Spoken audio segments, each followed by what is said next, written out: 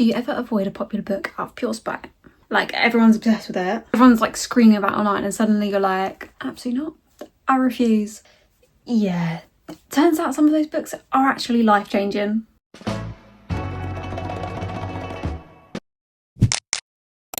Hi guys, and welcome back to my channel. I am Tia. If you are new here, today we're going for the bunches vibes because we're washing the hair tonight, guys. And I only do this hairstyle if I'm washing the hair because it leaves it in a big ball, and also it hurts. Like, it is painful.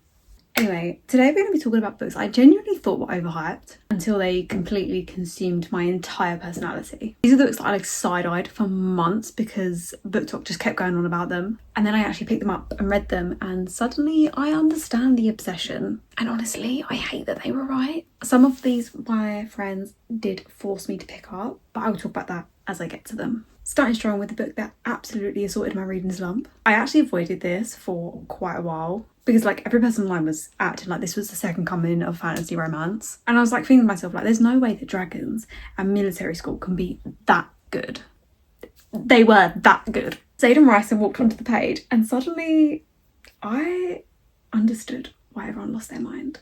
You're telling me this man is morally grey, obsessed with protecting her, shadow wielder energy, toucher and die-coded, and emotionally unavailable. Rebecca Yarrow literally engineered him in a lab for romance readers. And the tension, disgusting. I went from this book's probably overrated to aggressively forcing all my friends to read it within 48 hours. Yeah, everyone was raving about this book and I had to read it. Binding 13. I would hold up the book, but I've only got the second one to hand, so I'm just gonna have to put overlays on the screen. This book emotionally drop-kicked me. To be fair, the whole series emotionally drop-kicked me. I've got Release in 10 left and I'm like holding out for it because I'm like scared. I kept saying, people saying like, oh, this is the best romance like ever written, and I was like, okay, like calm down, it can't be that good. I expected a cute rugby coming of age romance.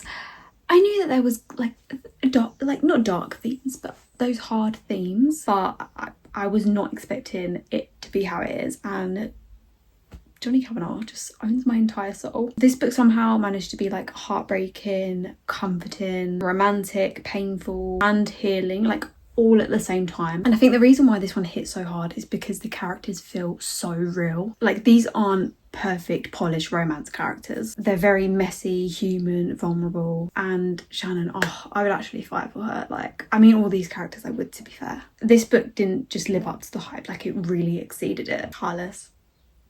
Why did I think a cowboy romance wasn't for me?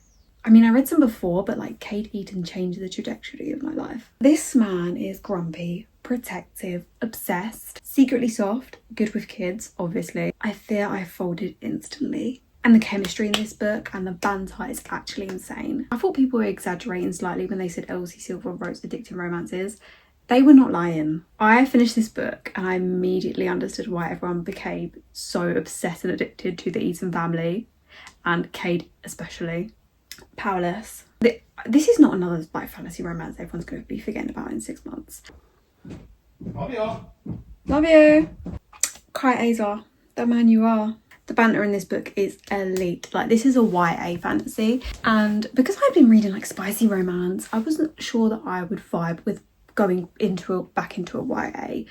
I hadn't read like a YA in a while, and it didn't disappoint. This did not need spice. Like, honestly, the yearning in this is insane. Like, the chemistry between Kai and Payton is top tier. This book made me feel like I was like reading fantasy for like the first time again. And the trials, the danger, I've already said about the yearning. Inject it directly into my bloodstream, please. Akatar, more importantly, Akamath. I know. Before reading the series, I genuinely thought people were being dramatic about Rhysand. I was like, there's no fictional man worth this level of obsession. I was a fool. This book altered my brain chemistry, guys. The slow burn, the tension, the found family, the healing journey, and Rhysand being the blueprint for emotionally intelligible shadow daddies everywhere. Yeah, I get it now. I fully get it now.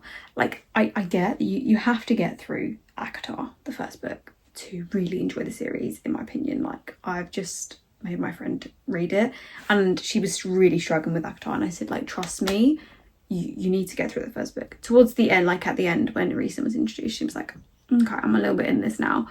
So hopefully she enjoys the rest of the series. But before the book I was like, okay, like Tamlin's the love interest, so like what's going on here? And then I got to the end of book 1 and obviously read Akamath. I get it. So apparently the lesson here is that the hyped books are hyped for a reason. Do I enjoy admitting that? No. Will I continue judging popular books before I've read them anyway?